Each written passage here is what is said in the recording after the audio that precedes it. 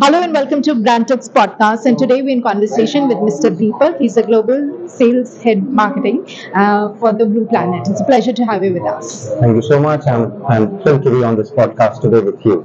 Absolutely wonderful. So, what is your vision at Blue Planet? Zero waste to landfill is what this company started with. Sure.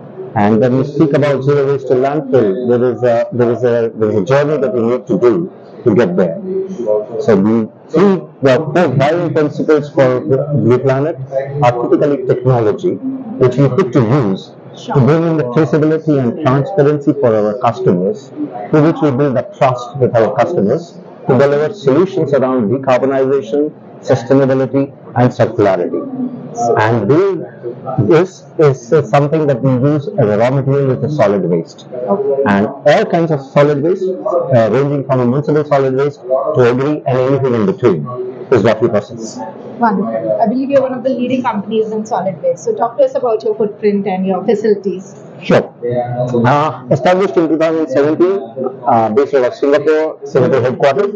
That's what we are. We are currently operating out of 5 countries, and with 170 plus projects in 15 plus countries is what we have delivered. In terms of the impact that we have delivered, we would have processed more than, I would say how much. I think the numbers would keep changing, but I would go with the number of approximately 30 plus million tons of waste that we would have processed over these last 6-7 years. And the impact that we do is not from the percentage and the tonnage of the waste that we have processed. The impact we calculate is basis the impact that we have brought in terms of the environmental change that we have brought in, or the social change that we have brought in. Now, the social change that we have brought in definitely works from the standpoint of that how we have changed the lives of the people who work on our dump sites and the biomining projects that we do. What we call them as the biodiversity and the reclamation projects that we do. The rag pickers who are there are employed, and they get all the ESG and the EHS facilities when they work with us. So that's the social change that we bring. The impact from the environmental perspective, already done somewhere about close to 7 million tons of CO2 saving, with a commitment of taking it to 40 million tons over the next 5 years. Is the commitment that we are working with. The area reclaimed, 600 acres of area reclaimed in the past 6-7 years now of the work that we have done through the biomining around the 25 landfill projects that we have done. We are the only technology which is available in India right now which can offer you the dry processing of the paddy waste to convert that into the biogas. So the air pollution impact is something that we can deliver. We are the largest supplier of RDF, which is an alternative fuel that is used by the cement industry. For a hard to abate climate change, which is cement is one of those industries wherein they have to use the fossil fuel. So the RDF is the only fossil fuel replacement that they can do, and we are replacing it with a ratio of 1.8:1. Is the ratio that we are using, and we have delivered 1.7 million tons of RDF in the last 6 years. So that's the impact that we calculate. We don't calculate the impact from the perspective of what is the waste that we have processed.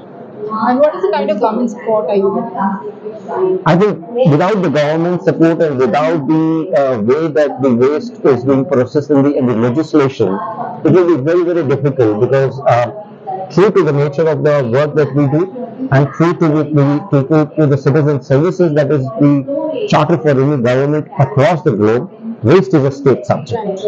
Now, waste being a state subject, it becomes the responsibility of the government, the citizens, and the private players like us to make sure that we are working in the area of zero waste to landfill. So the governmental support in India specifically comes through the Swachh Bharat mission and the solid waste management guidelines that came in from 2016, and the charter which is being redesigned again this year, and it is in the works right now. So those are the kind of support that you get. So you get support in terms of the CBG, you get support in terms of the biomining, other mining, you get support in terms of the EPRs and things like that. So legislation plays a very, very strong role in terms of furthering the cause of the industry and making sure that the industry is profitable over a period of time. Because if it is not profitable, we won't be able to do good to the society. Yes, absolutely. Throw some color on your upcoming project in Singapore, waste to energy. Okay, now from the upcoming project perspective, I will definitely focus on that because that is the first privately owned waste to energy plant in Singapore. While there are other waste to energy plants which exist in Singapore, but this is the first privately owned waste to energy plant that is being set up. Now, you must understand the island economy of Singapore to understand that why a waste to energy plant works well in Singapore. Singapore, unlike India, does not have spaces. So you cannot create landfills in that area. If you cannot create landfills in that area, you have to dispose of the waste sustainably. So the only way that could be done is incineration. And incineration only adds to the soot and the pollution over a period of time, and the ash has to be then processed and worked around in that area. So the easiest way is to do, because we collect 30% of Singapore's waste. So we are the second largest waste management company in Singapore right now. So we collect 30% of Singapore's waste. So we have that access to all that waste which is there, which can be put to use to convert that into a waste to energy plant. And we should be operational by the Q4 of this year. Super. Your final words for the Young Age India. Young Age India, we run a just for the Young Age India, I will just say that we run a program, which is a program which puts in the complete circularity in terms of the work that we do. So when I talk about circularity, so at one end, we did speak about that we are taking care of the legacy waste which lies in the dump sites right now.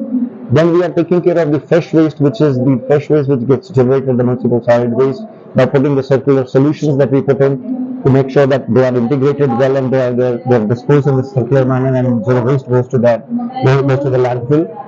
At the third end, what we are also doing is that we are making sure that our young generation becomes environmentally conscious, and we have a program called the Blue Nudge, through which we set up the EcoXR clubs in the schools.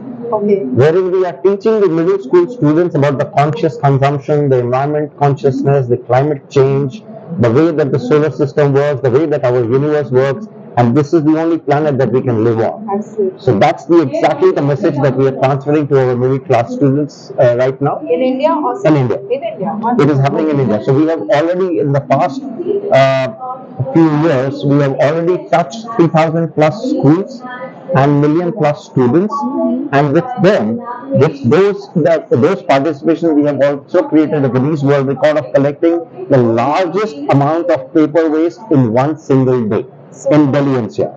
We collected 435,000 plus kgs of paper waste in one single day, and this was all participation by 3,000 plus schools in Delhi NCR and a million plus, close to a lakh of students.